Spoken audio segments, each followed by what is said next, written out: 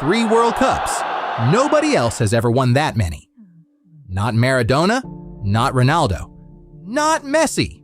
Just one man, a Brazilian who lifted the trophy in 3 different decades. Except this week, in the summer of 2026, a 38-year-old Lionel Messi did something Pele never did. He passed everyone. Messi is now the all-time leading scorer in the history of the World Cup. More goals than Klose, more than Ronaldo, more than Pele himself. So here is the fight. One man owns the trophies. The other just rewrote the record book and outscored every human who ever played. So who really owns the World Cup? Let the numbers settle it. Understand what makes this one impossible. This isn't a debate about who was the better footballer. It's a debate about what the World Cup is even for. Is it a team trophy or a personal stage? Because if it's about lifting the cup, one man stands alone. Pelé won 3. Nobody else in history has 3.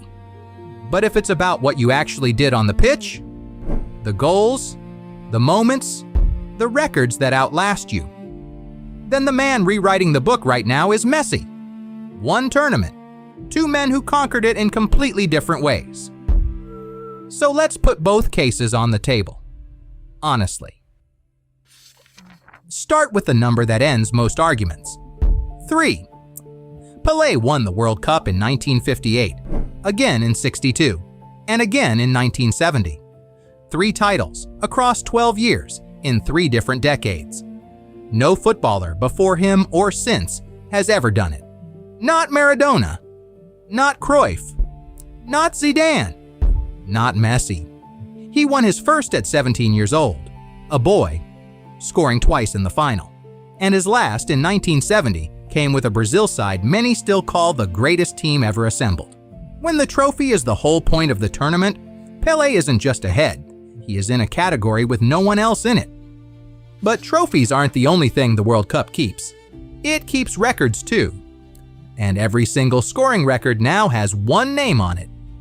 Lionel Messi. 21 goals across World Cups. More than any human who has ever laced up a boot. He passed Miroslav Klose. He passed Ronaldo. And he passed Pelé, who finished with 12. Messi has also played more World Cup matches than anyone in history. 31 and counting. And he's the only man to win the tournament's Best Player award twice. Pelé owns the trophy cabinet. But the record book? Every meaningful line in it now reads Messi. And here is the part that should scare Brazil. He is still writing it.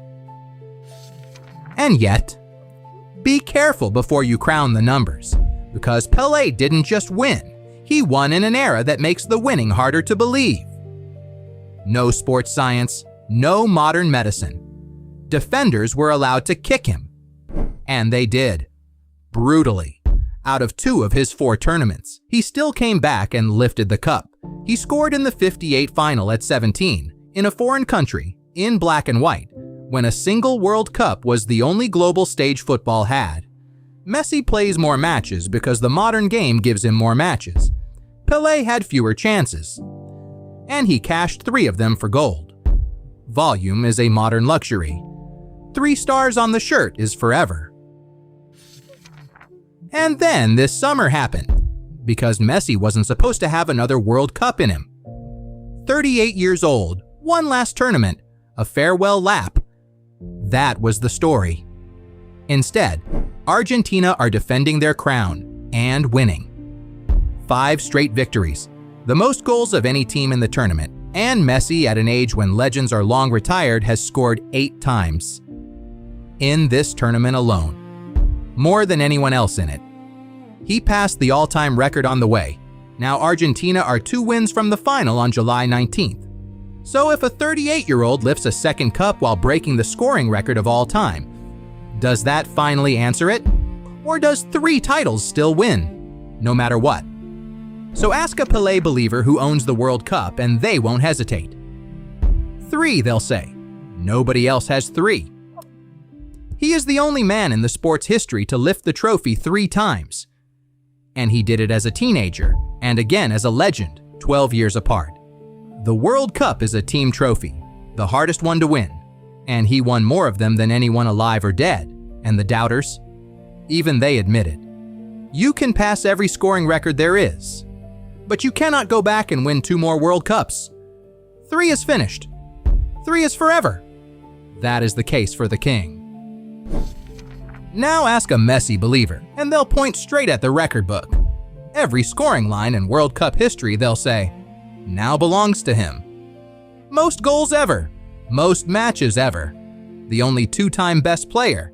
He dragged Argentina to the trophy in 2022 almost single-handed. And he's doing it again. At 38 right now. And the critics? They point at the one number he can't fix. 1 title to Pelé's 3. But greatness, the believers answer, is what you do across a whole career on the biggest stage there is. And no one has ever done more of it than Messi. That is the case for the record. So the honest scorecard, World Cup goals. Messi, 21-12. The all-time scoring record, Messi. It is his alone. World Cup matches played, Messi 31, more than anyone ever. But World Cup titles, Pelé, 3-1, champion at the youngest age ever. Pelé, 17, and the one line that never moves.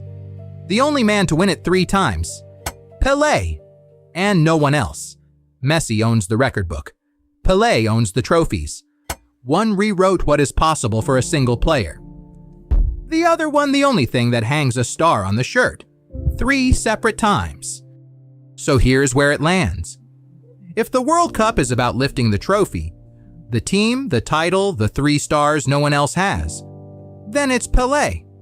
And no record will ever change it. But if the World Cup is about the player, the goals, the matches, the records that will outlive everyone watching, then it's Messi. And this very summer he is stretching that gap so far, no one may ever catch him. And the cruelest twist of all?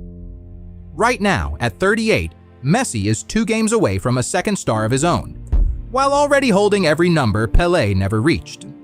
So we'll ask you, does the trophy count for everything? Or does rewriting history count for more? Drop your verdict in the comments. And tell us who really owns the World Cup.